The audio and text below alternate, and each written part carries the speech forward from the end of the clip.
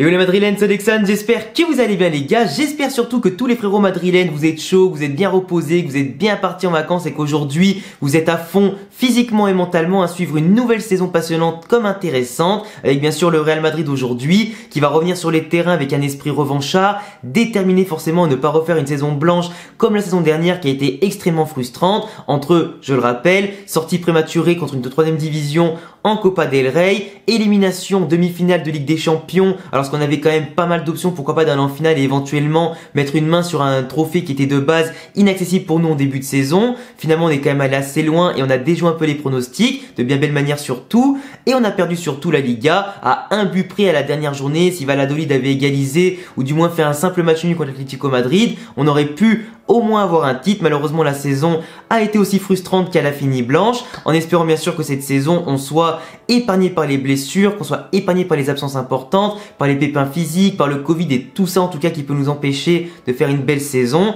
en espérant un Real Madrid aussi qui retrouvera peut-être un semblant d'efficacité à tous les matchs, qui aura le moins possible de panne d'inspiration, de panne d'efficacité, pour qu'on puisse retrouver les sommets au plus tôt en Espagne comme en Europe. En tout cas les gars, je suis très heureux surtout de vous réaccueillir une nouvelle fois sur la chaîne pour une nouvelle saison, vous accueillir pour le premier avant-match de la saison, où le Real Madrid lancera sa saison Liga ce week-end, et donc du coup ce samedi à 22 h, avec un déplacement à Alaves qui va s'annoncer hyper important, parce que d'après mon calendrier que j'ai sur le téléphone, on a quand même beaucoup de matchs intéressants à suivre dès le début de la saison qui peuvent pourquoi pas nous apporter des points précieux, des points d'avance en tout cas qu'il faudra conserver le plus longtemps possible forcément si on veut être champion. Il y aura des matchs intéressants comme Celta de Vigo, Atlético, Barça, Real Sociedad, Séville, Rayo, Villarreal, Grenade et plein d'autres, tu vois. Mais déjà quand tu vois que l'Atlético se déplace au Celta de Vigo qui est pas facile à jouer contre les gros, et de l'autre côté le Barça qui va recevoir la Sociedad, tu te dis nous on se déplace à Alaves. Sur le papier, on est quand même au-dessus malgré la préparation un peu tronquée. Certains joueurs qui étaient à l'Euro, d'autres à la Copa América,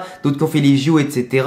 Du coup, pas forcément le même rythme d'entraînement par rapport à tous les joueurs, par rapport à leurs vacances et tout ça. Des matchs amicaux du Real Madrid entre les Glasgow Rangers et Milan AC qui était un peu mitigé dans l'ensemble, surtout contre les Glasgow Rangers qui étaient pas fous. Contre le Milan AC, c'était quand même déjà beaucoup mieux en termes de tactique, en termes de technique, de maîtrise et tout ça. Pas forcément dans l'efficacité du coup et l'inspiration, mais l'idée était là, tu vois. Du coup maintenant, ce qui est important de noter, c'est que comme l'Atlético Madrid et le Barça vont avoir de gros matchs à jouer dès le début, nous c'est important que dans les petits matchs, c'est là en général où les Ligas vont se jouer, plus les petits que les gros matchs, il faut qu'on fasse d'entrée forte impression, autant avec les joueurs qui seront en place. Ça peut être d'abord les remplaçants qui vont prendre l'ascendant, vu que forcément des mecs comme Benzema et tout ça vont être remplaçants je pense dès le début par rapport à un manque de rythme à l'entraînement vu qu'il revient du Covid et tout ça. Mais il faut absolument que nos joueurs, titulaires comme remplaçants, expérimentés comme les jeunes, etc., prennent l'ascendant, prennent la pleine mesure de leur talent et de l'enjeu d'aujourd'hui dès le premier match de la Liga pour réussir notre entame de la saison, prendre la confiance,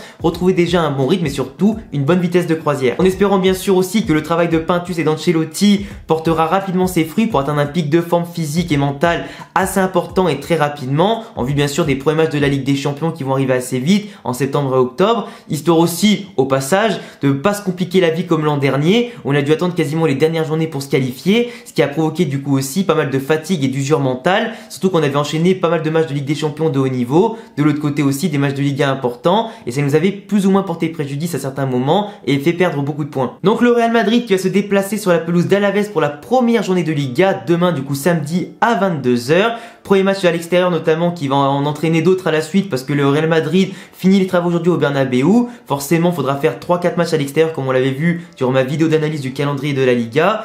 Le temps bien sûr que les travaux se finissent, qu'on puisse accueillir du monde, sortir un peu déjà aussi du Di Stefano qui n'est qu'un centre d'entraînement, ou du moins le terrain classique du Real Castille. Donc autant pour le Real Castille en 3ème division, c'est un très bon terrain, un très bon complexe sportif, Valdebebas, tout ça, Di Stefano. Mais pour la Liga quand même, et pour un club, une équipe première qui a un standing intergalactique comme le Real Madrid, il faudrait au moins retrouver aujourd'hui le nouveau Bernabeu, tout refait à neuf, qui impressionne les joueurs adverses quand ils arrivent au stade et pas qui les fait rigoler quand ils arrivent au Di Stefano. Histoire qu'on soit un peu plus pris au sérieux bien évidemment et que tout le monde prenne la pleine mesure de la dimension du Real Madrid comme on le mérite aujourd'hui. Donc là forcément comme on est après la pré-saison, qu'on a fait que 2 petits matchs seulement entre les Glasgow Rangers, le Milan AC, etc., qu'on n'a pas vu des matchs d'Alaves, qu'il n'y a pas eu forcément aussi beaucoup de transferts de part et d'autre entre Alaves et le Real Madrid. Le Real Madrid pour rappel qui n'a enregistré que les recrues comme Alaba, les retours de prêt comme Ceballos, comme Odegaard et Gareth Bale. D'ailleurs au passage, Odegaard n'est même plus présent sur le site officiel du club. Il y a quelques semaines, il n'y a même pas 2 semaines, je vous avais dit qu'Odegaard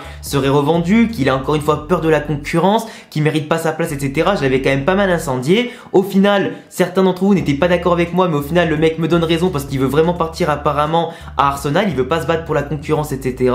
Parce que bon, Modric, Kroos, Casemiro, Valverde, Asensio, Isco, Ceballos, ouais, tu vois, le mec, il a peur quand même de lutter contre les grands champions qui sont. Et donc voilà. Mais nous, au Real Madrid, on veut des gagnants. Donc aujourd'hui, Odegaard, il est passé sur la liste des transferts pour au moins 40-50 millions d'euros et à mon avis, il sera pas conservé et l'argent servira plutôt à acheter de gros joueurs pour l'an prochain, comme payer les salaires pourquoi pas de Goretzka qui pourrait venir gratuit. Apparemment, on parlait aussi de Rudiger qui pourrait venir gratuit en défense centrale et surtout pour financer Haaland et Mbappé qui vont coûter assez cher entre transferts, salaires et pourquoi pas prime à la signature. Mais voilà, on n'a pas eu de très grosses recrues au mercato, surtout des retours de prêt, etc. parce que Perez veut vraiment être économe avant je rappelle, le gros mercato 2022 qui viendra entre Mbappé, Haaland et d'autres recrues comme Goretzka, etc. Mais pour l'instant, du coup, la seule analyse qu'on peut faire, c'est forcément sur les joueurs qui sont disponibles aujourd'hui. On n'aura pas forcément le groupe au complet demain. Là, actuellement, là où je tourne, c'est jeudi soir. Donc forcément, Ancelotti fait sa conférence de presse le vendredi midi. Moi, je serai en déplacement sur Cannes. Donc je pourrais pas vous faire la vidéo le vendredi, mais autant vous la faire un peu en avance pour une fois. Mais pour moi, en tout cas, et d'après les informations qui sont dans AS Marca et d'après les journalistes espagnols proches du Real Madrid, la première attaque du Real Madrid ce week-end contre Alaves ne sera pas de Benzema, Hazard, Vinicius, mais plutôt Rodrigo, Gareth Bale, Jovic. Pourquoi? Tout simplement parce que Jovic va être testé par Ancelotti pour savoir avant la fin août et la fin du mercato s'il a les épaules pour jouer titulaire au Real Madrid, s'il peut marquer des buts importants et suppléer Benzema en cas de blessure, de rotation, de Covid, etc. Et surtout pour voir si vraiment il a les épaules pour, tu vois. C'est important, c'est un grand test pour lui. Benzema, il a eu le Covid il y a pas très longtemps, il a repris un peu l'entraînement et tout ça, mais il a l'état de forme simplement de jouer peut-être une mi-temps, 30 minutes pour le moment, le temps qu'ils reprennent un peu le physique, etc. Parce que le Covid, c'est quand même assez éprouvant quand tu l'attrapes, même si eux, ils sont quand même bien traités à ce niveau-là et qu'il a pas eu trop de symptômes. Mais Ancelotti ne veut pas forcer avec lui, vu qu'en plus de ça, il avait pris de longues vacances après l'Euro et tout. Donc voilà, il a bien raison. En tout cas, c'est à Alaves. C'est pas comme si on jouait contre Villarreal, Séville ou quoi. C'est forcément un standing un peu moins important. Ce qui est logique. Et c'est même l'occasion justement de tester Jovic en temps réel contre une équipe abordable après une pré-saison assez physique pour le Real Madrid et qui va permettre notamment de juger si il peut être en tout cas le bon remplaçant qu'on peut garder par rapport aussi à Mariano que normalement on devrait vendre si on arrive à s'en débarrasser. Rodrigo qui est devant pour l'instant Vinicius parce que Vinicius rentre aussi de la Copa América, c'est aussi important par rapport à la préparation physique, la tactique que veut mettre en place Ancelotti. Vinicius en tant que remplaçant, ça peut être excellent pour apporter de la fraîcheur physique, de la percussion, de la vitesse, au cas où bien évidemment Alaves nous tient tête pendant plus d'1 heure de jeu, etc. Ou au pire pour tuer le match si on mène de 1 ou 2 buts, tu vois, c'est en tout cas une bonne tactique. Rodrigo qui a fait une bonne pré-saison, plus un meilleur match contre les Glasgow Rangers avec un joli but contre le Milan AC où il a peu tenté, où il a pas été trop mis en évidence. Mais voilà, après Gareth Bale, ça a été le meilleur offensivement de notre côté durant la pré-saison. Il a montré un niveau physique impressionnant, pas de blessure, un bon rythme aussi, de la bonne intensité en attaque comme en défense. Et je trouve qu'aussi il est très appliqué et il a déclaré notamment à Perez qu'il voulait sortir par la grande porte et c'est tout à son honneur de finir sa dernière année de contrat de la meilleure des manières en espérant pourquoi pas qu'il retrouve le prime qu'il avait en 2013-2014 et qu'il marque beaucoup de buts et fait beaucoup de passes D surtout, qui sera pas fantomatique et très important. Eden Hazard qui reprend un petit peu après sa dernière blessure à l'Euro avec notamment la Belgique, il a repris le rythme et tout, il s'est entraîné avec le ballon, avec les coéquipiers à l'entraînement collectif, mais pour moi il va rentrer surtout en deuxième mi-temps. C'est comme Benzema et Vinicius, à mon avis les trois vont rentrer suivant la physionomie du match, vu qu'on a encore droit à 5 changements dans le match en Liga cette saison et même en Ligue des Champions.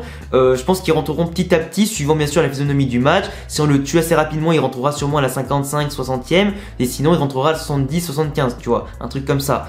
Après voilà, après le milieu de terrain, ça sera normalement Isco ou Odegaard, mais je pense que ce sera plutôt Isco vu qu'il était devant la hiérarchie en tout cas par rapport à Odegaard qui lui annonçait partant. Avec Modric et Casemiro, là il n'y a pas de surprise. Isco qui est un peu plus affûté que les dernières saisons, qui a fait un bon match contre le Milan AC avec des fois des phases de Isco 2017 qui arrive à dribbler 3-4 joueurs ou 2-3 joueurs qui arrive à bien conserver le ballon, tout ça. Mais malheureusement des fois ça reste lui Isco de 2020 dans le sens où il ralentit le jeu, il perd beaucoup de ballons parce qu'il veut pas le donner ou qu'au dernier moment. Du coup il se fait contrer, il perd le ballon et nous après derrière on se fait contrer. Mais du coup pour l'instant Rodrigo, Jovic, Gareth Gareth Bale, avec derrière Modric, Isco, Casemiro. Modric qui est en tout cas en pleine forme, comme on l'a vu l'autre jour contre le Milan. Casemiro, fidèle à lui-même, il est pas en manque de rythme grâce à du coup la Copa América et tout ça. Du coup, j'ai pas de souci avec ça, c'est tranquille. Derrière, ça sera Alaba, Nacho normalement. Militao qui part avec un train de retard par rapport à Nacho en termes d'expérience, de solidité, surtout de fiabilité. Vu qu'Ancelotti, il avait déjà coaché par le passé, il connaît sa qualité, il connaît ses performances. Mais si Militao est titulaire demain, ce sera pareil, ce sera un excellent duo avec Alaba. De l'autre côté, Marcelo sera titulaire devant Miguel Gutiérrez vu que Ferland Mendy est absent par rapport à ses jambes, mais en tout cas qui lui font encore défaut, blessure au mollet, tout ça. Et puis même apparemment, il aurait perdu 3-4 kilos de masse musculaire dans les jambes. Du coup, le temps qu'il les retrouve un petit peu et son pic de forme, ça prendra un peu de temps. Mais Marcelo, pour moi, demain ne devrait pas être titulaire, je suis désolé. Miguel Gutiérrez est quand même plus important, je pense, offensivement, défensivement, plus jeune et plus qualitatif.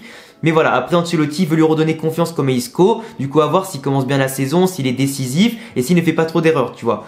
Après, arrière droit, Lucas Vazquez, vu Carvajal aussi est en phase de reprise. Là aussi, c'est une valeur sûre. Devant Odriozola, du coup, pour moi, j'ai pas de problème avec ça. Et forcément, Thibaut Courtois dans la cage. Mais en tout cas, je le répète, demain contre Alaves, c'est à l'extérieur. Donc forcément, des points à aller chercher sur un terrain qui peut t'emmerder, sur un petit, là où les points et les ligas se perdent. Il faut absolument remporter la victoire, les 3 points. Surtout si le Barça, sans Messi et sans potentiellement le recrue comme Depay, Agüero, Eric Garcia, comme le Barça, du coup, a une masse salariale encore trop élevée qui sont pas vendus.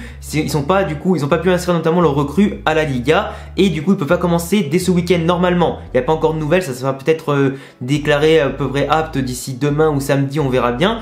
Mais pour moi, pour l'instant, ils pourront pas jouer. Donc ça veut dire que le Barça avec Dembélé blessé, sans Depay, Agüero qui est aussi blessé d'ailleurs au passage, ils auront un niveau offensif beaucoup amoindri avec simplement Braithwaite, Griezmann, ce qui est quand même déjà plutôt pas mal pour affronter notamment la Sociedad, qui est d'ailleurs elle au top, parce qu'ils ont fait quelques recrues. Ils sont aussi sûrs de leur force avec les jeunes, avec les plus vieux, etc., les expérimentés. Mais bon, moi je pense très clairement que demain, si nous on gagne contre Alaves, il se peut qu'on mette déjà dès la première journée au moins 2 ou 3 points au Barça. Parce que la Sociedad, je pense qu'ils vont profiter qu'en face il n'y a pas Messi pour peut-être avoir une tactique plus ambitieuse qu'avant, pour pouvoir se projeter plus vers l'avant, ne pas avoir peur de faire un pressing très haut, contre-pressing et tout ça, et peut-être justement leur sauter à la gorge et leur marquer un but ou deux assez rapidement, voir si le Barça justement sans Messi peut manquer de créativité, peut manquer de puissance, de tranchant et d'efficacité, même si j'ai déjà préparé à l'avance une vidéo qui sortira la semaine prochaine par rapport au Barça post-Messi et comment ils pourront jouer sans Lionel Messi. Après le Barça, faut pas les sous-estimer, comme on l'a vu contre la Juventus en amical, ils leur ont mis 3-0, c'était pas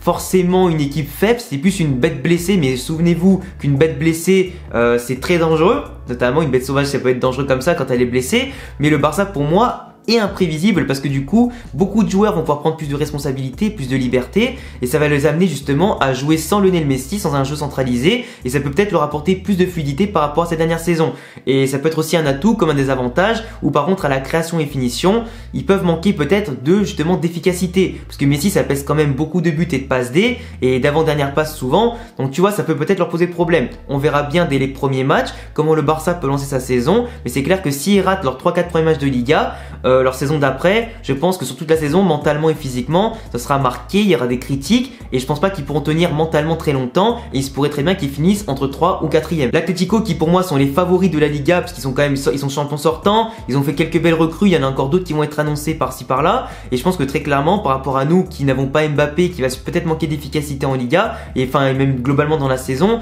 eux ont des buteurs, ont un milieu de terrain compact etc. qui peut les aider à aller loin avec leur mentalité de match après match. Nous ce qui va nous manquer pour l'instant c'est un vrai tueur devant pour accompagner Benzema. Je pense pas que ce sera Jovic, je pense pas que ce sera Gareth Bale ni Eden Hazard qui vont se révéler etc. Même s'ils peuvent beaucoup aider, avec un peu de chance ils n'ont pas de blessure. Mais nous il nous manque vraiment un tueur pour accompagner Benzema. Et j'espère vraiment que d'ici la fin du mercato, on est soit Haaland soit Mbappé pour accompagner Benzé. Et à ce moment là on pourra avoir pourquoi pas des prétentions de gagner la Liga, la Copa del Rey et aller le plus loin possible en Champions League. Mais sinon sans Mbappé pour l'instant on peut largement battre Alaves. Ça par contre je pense que si on bat pas Alaves avec ou sans Mbappé ou Haaland ou peu importe, même avec notre équipe B normalement on est censé gagner. Donc voilà, demain 3 points obligatoires, si possible prendre de la confiance avec un clean sheet, le contrôle du jeu, le contrôle du ballon et surtout marquer un maximum de buts pour déjà commencer avec la confiance. Et bien sûr on suivra d'un regard attentif le match et les résultats de nos chers en tout cas adversaires qui vont nous poser problème je pense tout au long de la saison et que j'espère on va les écraser. En tout cas voilà les gars c'est tout pour cette première vidéo d'avant-match qui sera un peu plus longue que d'habitude parce que forcément là fallait parler de la pré-saison, des transferts, l'actualité, les concurrents directs etc. C'était la première journée. Alaves j'en ai pas forcément beaucoup parlé, mais on sait que c'est une équipe qui potentiellement peut descendre parce qu'ils n'ont pas le meilleur effectif de Liga. C'est une équipe aujourd'hui qui a plus joué, je pense, le maintien, la relégation que l'Europa League, etc. Donc c'est une équipe qu'on ne doit pas craindre sur le papier comme sur le terrain et à qui on doit montrer dès le début du match une entame intensive avec de l'engagement et de l'efficacité pour le mettre la pression et se libérer d'un poids dès le début de saison et prendre de la confiance. Donc voilà, en tout cas les gars, je vous laisserai me donner en commentaire tous vos pronostics sur le score. Moi je pense qu'on gagnera sûrement ce match 3 ou 4-1 si on est vraiment déterminé, etc. Ou peut-être aller un petit 2-0 pour commencer tranquillement la saison. Du coup j'attendrai tous vos pronostics et vos avis sur ma vidéo et ce match là dans les commentaires. On se retrouvera bien évidemment dès samedi soir, dans la nuit entre samedi et dimanche, pour le débrief à chaud. On se retrouve bien sûr sur mes réseaux sociaux pour en parler en dehors des vidéos aussi. Vous avez tous les liens ici en description. À bientôt les gars pour prochaine vidéo. Ciao.